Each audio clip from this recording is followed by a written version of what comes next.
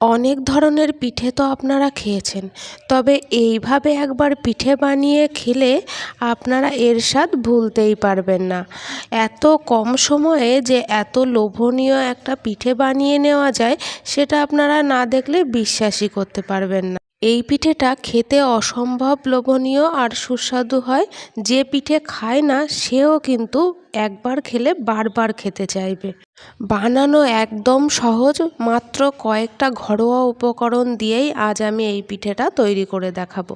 সবার প্রথম আমি একটা বাটি নিয়ে নিয়েছি, আর একটা ছোট বাটি মাপ করে আমি এক বাটি এখানে রেগুলার রান্নার চাল নিয়ে নিয়েছি। এখানে আমার 250 গ্রামের মতো চাল আছে। আমি এই চালের মধ্যে বেশ কিছুটা পরিমাণে জল ঢেলে দিয়েছি। এখন এরকম হাত দিয়ে কচলে কচলে খুব ভালো করে ধুয়ে নিতে হবে। আমি এখানে 3 থেকে 4 বার জল পাল্টে পাল্টে এভাবে কচলে খুব ভালো করে চালগুলো ধুয়ে নিয়েছি। এবার চালগুলো ধুয়ে নেওয়ার পর বেশ কিছুটা জল দিয়ে এই চালটা 4 ঘন্টার জন্য রেস্টে রেখে দেব, খুব ভালো করে ভিজে যাওয়ার জন্য। এখন দেখাচ্ছি 4 ঘন্টা পর চালগুলো কতটা ফুলে উঠেছে। একেবারে ডাবল হয়ে গেছে, চালগুলো ফুলে একদম সাদা হয়ে গেছে। এখানে আপনারা চাইলে কিন্তু বন্ধুরা চালগুলো ওভারনাইট ভিজিয়েও রাখতে পারেন। আমি এখানে 4 ঘন্টা ভিজিয়ে রেখেছি, তাতেই হয়ে যাবে। এখন আমি এরকম একটা মিক্সার গ্রাইন্ডারের জার নিয়ে নিয়েছি। এর মধ্যে পুরো চালটা আমি একে একে তুলে নিচ্ছি। হাতের কাছে থাকা যে কোনো চাল দিয়েই কিন্তু এই পিঠেটা খুব সুন্দরভাবে রেডি করা যাবে। এখানে আমি চালটা পুরোপুরি ঢেলে দিয়েছি, তার সঙ্গে যে জলটা ছিল সেটাও দিয়ে দিয়েছি। খুব সুন্দর একটা ফাইন পেস্ট আমি এখানে তৈরি করে নিয়েছি এখন। আর কীরকম থিকনেসের পেস্টটা তৈরি করেছি সেটা কিন্তু আমি একটু দেখিয়ে দিচ্ছি আপনাদেরকে, যাতে আপনাদের বুঝতে সুবিধে হয়। একেবারে ক্রিমের মতো, একদম ক্রিমের মতো, কোনো রকম দানা ভাব থাকবে না। খুব সুন্দরভাবে একটা পেস্ট আমি এখানে তৈরি করে নিয়েছি। একটা বাটিতে আমি এখন ঢেলে নিচ্ছি। যে কোনো ধরনের চাল দিয়েই কিন্তু এই পিঠেটি খুব সহজেই বানিয়ে নেওয়া যায়, আর সেগুলো কিন্তু খুব ভালোভাবেই তৈরি করে নেওয়া যায়। আতপ চাল বা গোবিন্দভোগ চাল যে কোনো চাল দিয়েই বা রেগুলার রান্নার চাল দিয়েও আপনারা এটা তৈরি করে নিতে পারেন। আমি যেভাবে তৈরি করছি আপনারা এভাবেই তৈরি করে নিতে পারবেন। মিক্সার জারটা ধুয়ে আমি একটু জল এখানে দিয়ে দিলাম। ব্যাটারটা অনেকটাই ঘন ছিল, সেই জন্য একটু পাতলা করে নেওয়ার জন্য আমি এই জলটা অ্যাড করে দিচ্ছি। খুব ভালোভাবে জলটা কিন্তু ব্যাটারের সাথে মিশিয়ে নিতে হবে।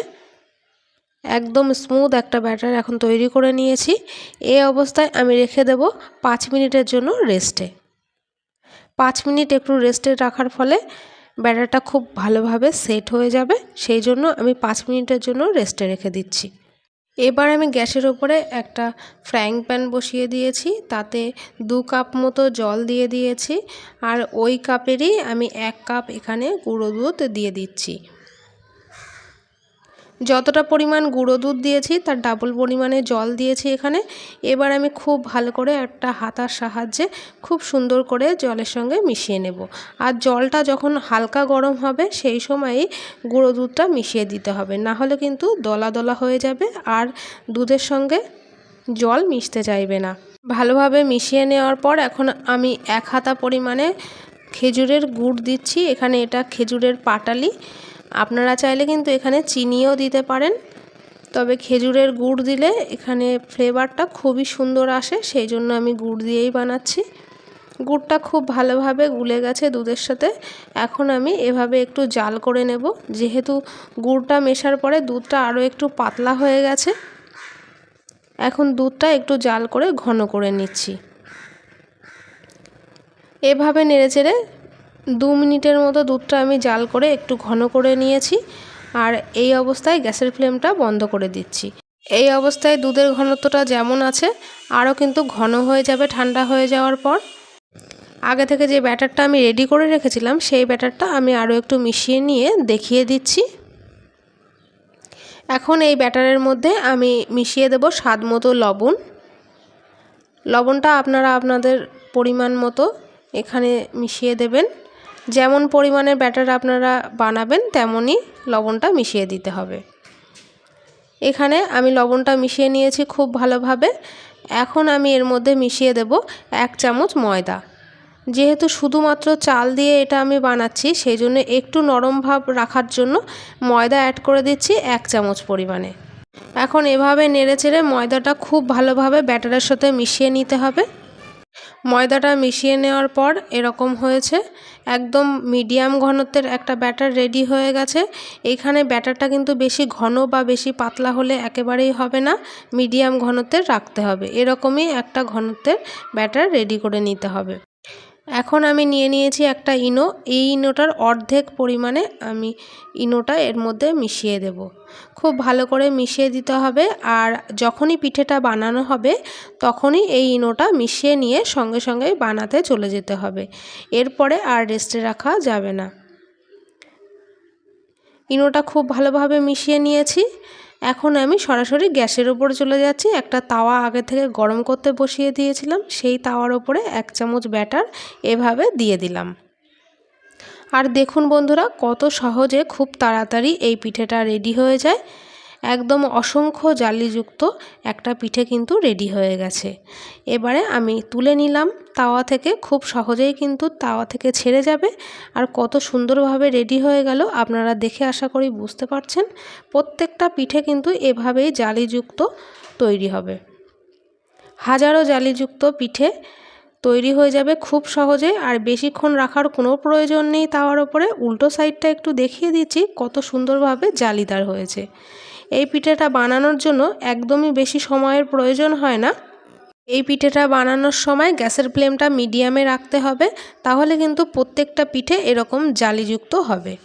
সব পিঠেগুলো আমার তৈরি করে নেওয়া হয়ে গেছে একই রকম পদ্ধতিতে। আর এখন আমি মালাইটা দেখিয়ে দিচ্ছি যে মালাইটা কতটা ঘন হয়ে গেছে। একেবারে ঘন হয়ে গেছে আর মালাইটা কিন্তু একদমই ঠান্ডা। এখন আমি গরমা গরম পিঠেগুলো এভাবে একটা প্লেটের উপরে সাজিয়ে নিচ্ছি। দেখুন বন্ধুরা, প্রত্যেকটা পিঠে কিন্তু একই সাইজের হয়েছে আর একদম জালিদার হয়েছে। প্রত্যেকটা পিঠে জালিদার হয়েছে, কত সুন্দর অসংখ্য জালি হয়েছে। আর প্রত্যেকটা পিঠে কিন্তু এরকমই নরম তুলতুলে থাকবে, মুখে দিলেই মিলিয়ে যাওয়ার মতন। এই পিঠেগুলোর ওপর থেকে আমি যে মালাইটা বানিয়ে রেখেছিলাম সেই মালাইটা আমি এভাবে ঢেলে দিচ্ছি। খেতে আর দেখতে এতটাই লোভনীয় হয় এই পিঠেটা, আর একেবারে সহজ পদ্ধতিতে বানিয়ে নেওয়া যায়। আজকের এই পিঠেটা একবার খেলে আপনারা এর স্বাদ ভুলতেই পারবেন না। পিঠের ওপরে মালাইটা দিয়ে দেওয়ার পর 15 মিনিটের জন্য রেস্টে রেখে দিতে হবে। তারপর এরকম ওপর থেকে একটু কিশমিশ ছড়িয়ে দিয়ে এভাবে একটু ওপর থেকে আমি কিশমিশ দিয়ে সাজিয়ে নিলাম। দেখতে কতটা সুন্দর লাগছে আপনারা কিন্তু অবশ্যই একটা কমেন্ট করে জানাতে ভুলবেন না। খেতে কিন্তু অসম্ভব সুন্দর হয়েছিল, আপনারা একবার বানিয়ে না খেলে বুঝতেই পারবেন না। আর এটা কতটা নরম তুলতুলে হয়েছে আমি একটু চামচ দিয়ে তুলে আপনাদের দেখিয়ে দিচ্ছি। দেখুন কতটা নরম তুলতুলে। একটা প্লেটে আমি একটা তুলেও দেখিয়ে দিচ্ছি আপনাদের যে কতটা সহজে একটা পিঠে উঠিয়ে নেওয়া যায়। তাহলে বন্ধুরা, আজকের এই মালাই জালি পিঠে আপনাদের কাছে কেমন লাগলো অবশ্যই কিন্তু একটা কমেন্ট করে জানাতে ভুলবেন না। আমার চ্যানেলে যদি কোনো নতুন বন্ধু এসে থাকেন তাহলে কিন্তু আমার চ্যানেলটা সাবস্ক্রাইব করে নেওয়ার অনুরোধ রইল, এরকমই নতুন নতুন রেসিপি দেখার জন্য। তাহলে বন্ধুরা, আজকের পিঠে রেসিপি এই পর্যন্ত। আবার আসবো অন্য কোনো ভিডিও নিয়ে। ততক্ষণ আপনারা ভালো থাকবেন, সুস্থ থাকবেন আর আমার চ্যানেলের পাশে থাকবেন। ভিডিওটা শেষ পর্যন্ত দেখার জন্য অনেক অনেক ধন্যবাদ।